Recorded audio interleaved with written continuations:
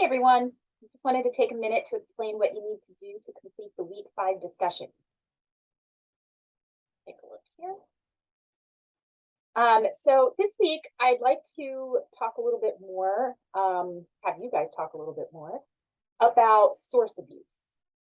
All right, so if you think back to week 3, we discussed what I like to call other source abuses. Because we go through the whole lesson on plagiarism, right, and all the different scenarios that constitute plagiarism. But then there's this other section of the lesson where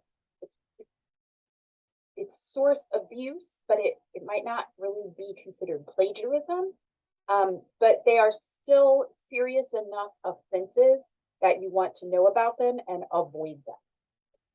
And I would like you guys here in this discussion to think back on those other source abuses. And you can go back to the using sources and avoiding plagiarism lesson in week 3 if you need to, but I've also listed them here.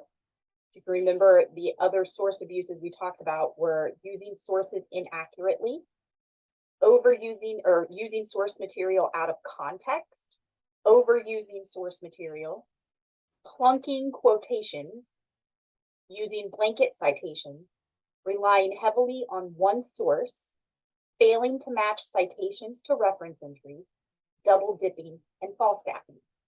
So if you need a reminder of what each of those is, you can go back to using sources and avoiding plagiarism in week 3, where I explained each one of them, all right? And then you'll be ready to answer the 2 questions for the discussion. So the first question is, have you been guilty intentionally or unintentionally of any of those other source abuses on the list? Explain, right?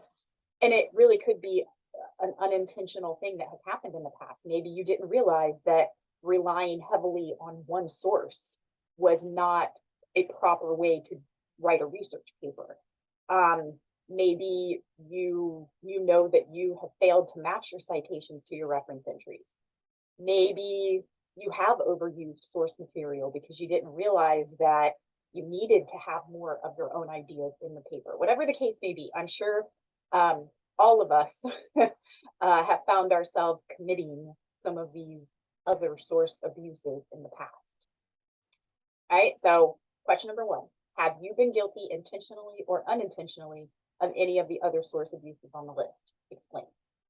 Question 2, choose 3 of these other source abuses on the list and discuss where you see them show up. That could be in school, the news, social media, anywhere else. Where do you see those other source abuses show up in the real world? Choose 3 of them. How do these other source abuses affect the author's credibility when you see them happen? How does it affect the author's credibility? And how does it affect us as readers or viewers? Okay, that's what your discussion is. Try to have your first post up by Thursday night. Don't forget to respond to 2 classmates before the due date Sunday night. It will remain open during week 6, but if you're posting during that time, it will only be for half credit. Do your best to get the whole thing finished on time so that you don't lose out on those easy points. If you have questions or run into problems, technical difficulties, definitely reach out. Otherwise, I look forward to reading your responses to that prompt.